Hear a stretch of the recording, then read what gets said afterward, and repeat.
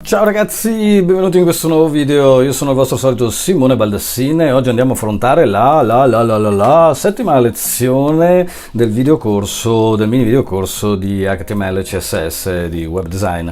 Ok, allora vi ricordo che se volete approfondire gli argomenti potete valutare di venire a fare un corso da noi a Veneto Formazione in presenza nelle sedi di Treviso e Padova o in streaming da qualsiasi parte del mondo, ovunque voi siate. Se volete avere informazioni, ricordate che nella descrizione del video potete trovare anche un coupon sconto di 200 euro, il mio coupon, che vi permette di avere appunto uno sconto sul prezzo finale del corso. Quindi ricordatevi di seguire le istruzioni nella descrizione del video. Vi ricordo altresì che mi farebbe veramente molto piacere se vi iscrivete al canale e mi aiutate a far crescere questa community per permettermi di fare un sacco di altri video fichissimi. Ok, grazie mille e ci vediamo dopo la sigla.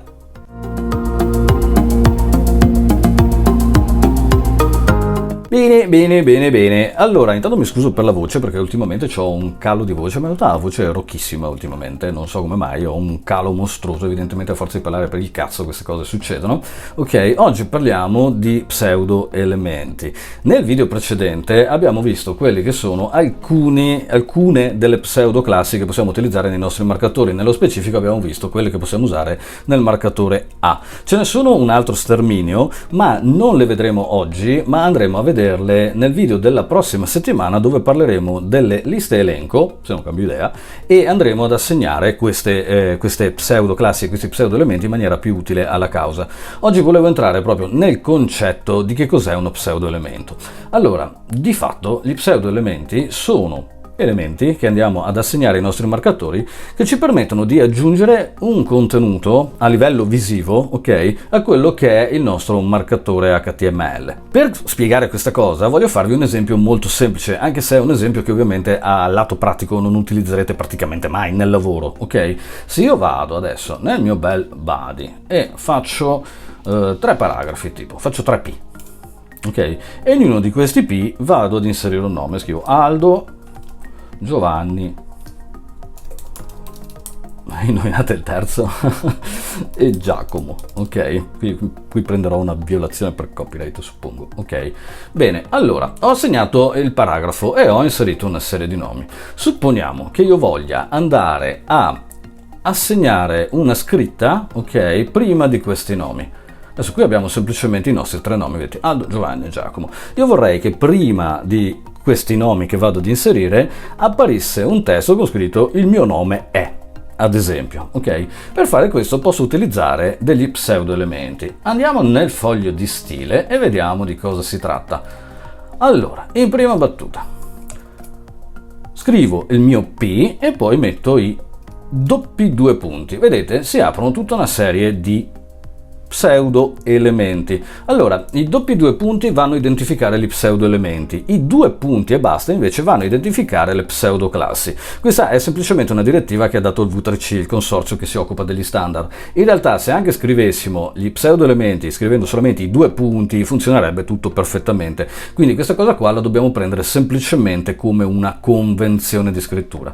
Quelli più famosi, più utilizzati per fare una miriade di cose molto più fighe di quella che stiamo facendo adesso, ok? Ne potete vedere un ampio uso in tanti altri video che ho fatto nel canale, si chiamano before e after, che ovviamente è inglese, non credo di dovervi spiegare cosa vuole dire. Allora, noi andiamo adesso a utilizzare il before, perché io voglio andare a implementare del testo, ok?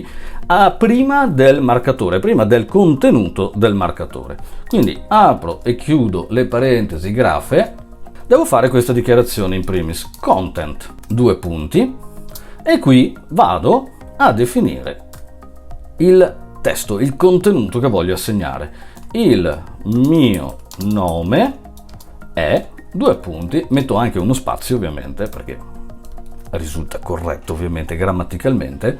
In questo modo io cosa ho fatto? Ho assegnato al marcatore P, ok, un testo predefinito che apparirà ogni volta che uso il marcatore P.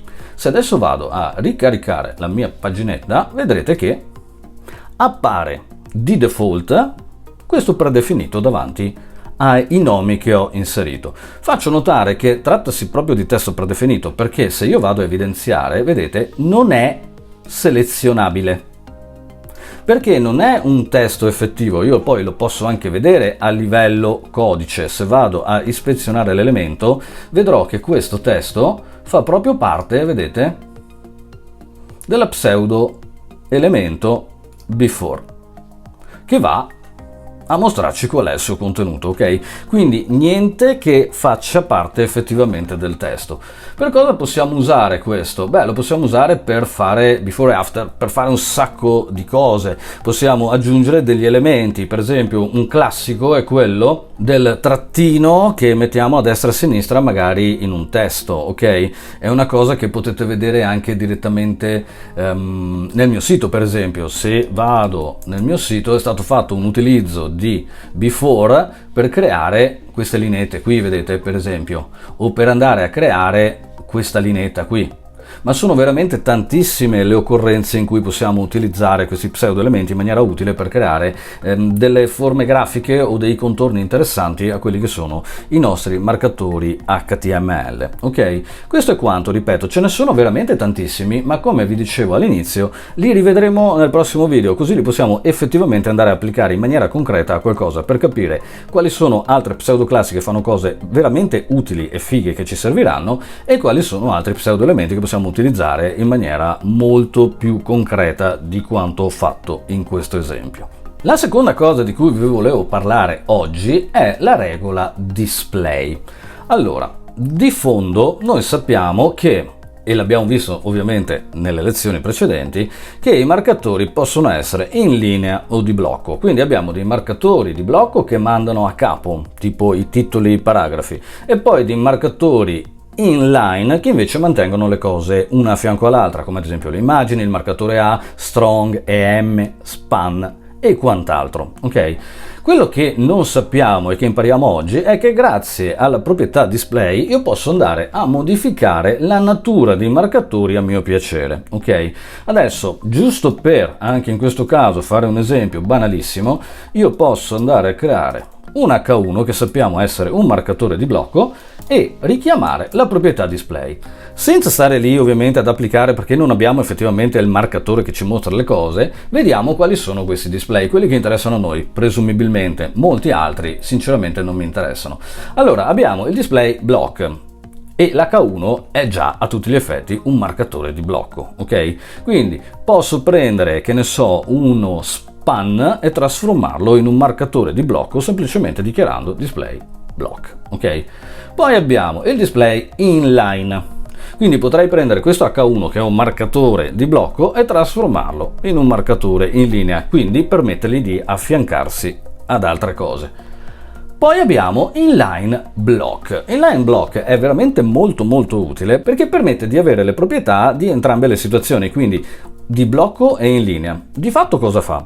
Ci permette di avere le proprietà del marcatore di blocco, cioè la possibilità di dare delle dimensioni, delle misure, di gestirlo in un certo modo, ma allo stesso tempo ci permette anche di avere la possibilità di affiancare questi marcatori, perché di fatto prendono il meglio di tutte e due le situazioni che abbiamo sul piatto, ok? Esiste poi il display none. Display none permette di andare a nascondere gli elementi. Se ad esempio io avessi un'immagine che voglio far apparire in un secondo momento quando vado a cliccare un bottone fatto magari con JavaScript, oppure anche semplicemente se pensate a un menu drop down, un menu a comparsa, trovate 1 miliardo di video sul canale che ne parla, in prima battuta questo a codice deve essere presente, ma io non lo devo visualizzare. Ecco, a questo serve il display none, a nascondere. Attenzione, non va utilizzato per nascondere le cose a Google, perché altrimenti veniamo penalizzati. Sono altri i metodi che utilizziamo per nascondere delle cose che non vogliamo far vedere al nostro bel motore di ricerca. Questa qui non è quella consentita, quindi va utilizzato ovviamente nella modalità corretta. Poi ci sono tutta una serie di altri display, tra cui mi permetto di citare nel mio video, io mi permetto di citare il display table, che ci permette di andare a gestire i nostri elementi come una tabella, ma mi fermo qui perché comunque non è che sia proprio nuovissimo, ok? Abbiamo altri metodi per fare le stesse cose molto più performanti, e tra questi andiamo sicuramente a dichiarare il display flex, che mi permette di gestire la modalità flexbox, anche di questa ne parleremo in un altro video, ma trovate comunque tutta una bella serie di video nel canale. E poi abbiamo i display tra virgolette di nuova generazione, che sono i display grid, quelli che ci permettono di andare a creare le cosiddette broken grid, cioè le griglie rotte all'interno di quelle che sono le nostre strutture. Ok, a questo proposito vi volevo far vedere, qui adesso non mi serve più, un presupposto di come viene visualizzata una griglia rotta, giusto per capire che cos'è il CSS grid. Anche su questo trovate un bel esempio su un video di un canale che vi permette di capire tutte le dinamiche. Allora, se io torno nel mio bel sitino e vado a mostrarvi il mio tema, quello tra virgolette free che trovate nella repository di WordPress, ok? Abbiamo la possibilità di vedere un attimino come funziona una griglia rotta attraverso questo display. Se io vado nella sezione blog, vedete, qui abbiamo una griglia normalissima fatta in Flexbox. Quindi la posso identificare questa griglia con ispeziona andando semplicemente a puntare l'oggetto. Vedete, ognuna di queste è una colonna. Ispezione è veramente molto utile, l'abbiamo già visto altre volte, perché ci permette di vedere con colori diversi il contenuto, il margin e il padding che andiamo ad assegnare, ok? Quindi in questo caso, vedete, abbiamo delle colonne normalissime. Se io però mi sposto nella home page, dove abbiamo invece questa situazione, che però così non vedo perché ho il monitor piccolo, quindi dovrei stringere un po' qua, vediamo, per tornare in una modalità utile alla causa. Ok, eccola qua, perfetto. Vedete, questa è una griglia rotta fatta con CSS Grid, la modalità è un po' più complicata. Com'è composta la griglia? Anche in questo caso possiamo andare a puntare, vedete, e questa è esattamente la griglia rotta di cui stavamo parlando. È un po' più complicato entrare nel meccanismo di come creare questo tipo di strutture, e questo tipo di strutture hanno però un handicap tra virgolette dettato probabilmente dalla mia incapacità, cioè il fatto che poi quando andiamo nei telefonini inevitabilmente dobbiamo cercare un minimo di compromesso, non possiamo pensare di visualizzare la griglia in modo così, ok? Perché diventa un po' più complicato. Infatti, se vedete, nel momento in cui mi sposto verso un dispositivo mobile, tutta la struttura diventa un normalissimo blocco che va semplicemente con gli elementi uno sotto l'altro. Devo anche sistemare sta cosa qua, che la vedo da un po' ma non mi ricordo mai di metterla a posto. Un aggiornamento di WordPress mi ha sballinato il contenitore destra-sinistra, vedete che gli elementi cozzano con quella che è il nostro bordo del nostro dispositivo. Ok, questa cosa qua veramente non mi ricordo mai di metterla a posto.